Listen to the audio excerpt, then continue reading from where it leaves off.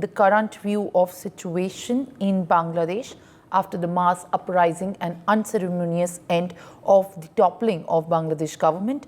More than 7,200 Indian students have returned to India till now. As per the records available, there are over 19,000 Indian students, including over 9,000 students living in Bangladesh. So far, non-essential staff has also returned back to India, although senior diplomats have stayed back in Bangladesh so far after the uprising that has seen protests breaking out in the streets of Dhaka. The serious diplomats continue to stay back in Bangladesh.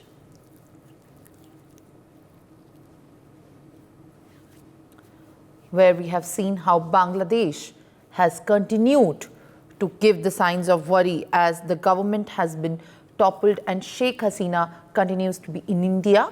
Now, let's move on to the Nobel Peace Prize winner Muhammad Yunus, who was sworn into the office, vowing to lead the Bangladesh back to democracy after a student-led uprising ended the 15-year-old long tenure of Sheikh Hasina. Yunus earlier had hailed the overthrow of Hasina as the Bangladesh's second independence, sworn to uphold, support and protect the constitution in front of the political and civil society leaders, generals and diplomats at the presidential palace. Today, quoting what he said, "Today is a glorious day for us." Yunus, who's 84 years old, unquote, told reporters earlier when he returned to Dhaka from Europe. He also said that Bangladesh has created a new victory day, that Yunus called for the restoration of order after weeks of violence that left at least 445 people dead, calling on to the citizens to guard each other, including the minorities who came under attack. He also said that the law and order is the government's first task and they cannot take a step forward unless they fix the law and order situation. He also asked the people of Bangladesh to have trust in him and to make sure that there will be no attacks against anyone anywhere in the country anymore. Joining me on the broadcast is my colleague Brian. Brian, as we can understand that Muhammad Yunus has now made a lot of significant statements after he was sworn in as the head of the new government, and it also gives a very big rebuttal and a very sudden end to the 15-year-old long tenure of Sheikh Hasina, who expressed disappointment on the student-led protest. What forward is the way for Muhammad Yunus to lead the government now in Bangladesh after, the student protesters also claim his support, and this indeed is going to be a big breakthrough as far as the political and strategic ties of India is concerned with Bangladesh? Simran, now yesterday, yes, there was an oath-taking ceremony that happened at 8 p.m.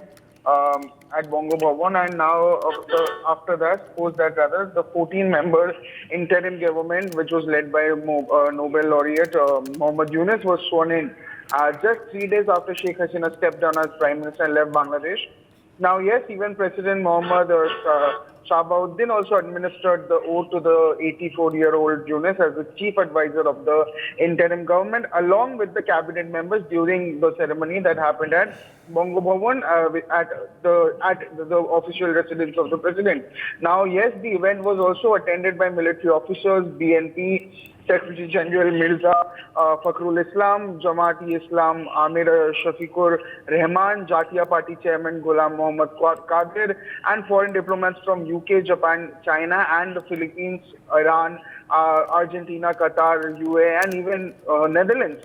Notably, yes, it's also very important to note that no representatives from the Awami League, which is the party of Sheikh Hasina, were present at Bongo Bhavan.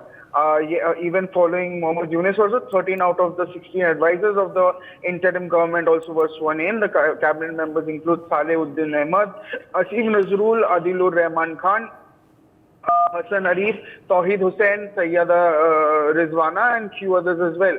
And with Bongo Bhavan, also the Prime Minister's office and official residence, which was severely damaged after being stormed rather by protesters following Sheikh Hasina's resignation. The state guest house Jamuna will also serve as the office and residence of the chief advisor. Now, what we are getting to know from our sources also, it indicates that even a committee will be formed to assess the damage to those critical sites, with renovations expected to commence shortly hereafter. And even yesterday only, when after Mohammed Yunus, returned to Dhaka from France, Yunus also delivered a speech recalling the sacrifices that was made by students who faced a harsh crackdown under Sheikh Hasina's government, and he also referred the people of Bangladesh as one big family and praised the young protesters for giving the nation a new birth. And he also says there will be stability, restoring of stability and halting anarchy have become immediate priorities. Attacks, looting and destructive activities continued. All right, Brian. For more such videos, subscribe to the NewsX YouTube channel, hit the bell icon.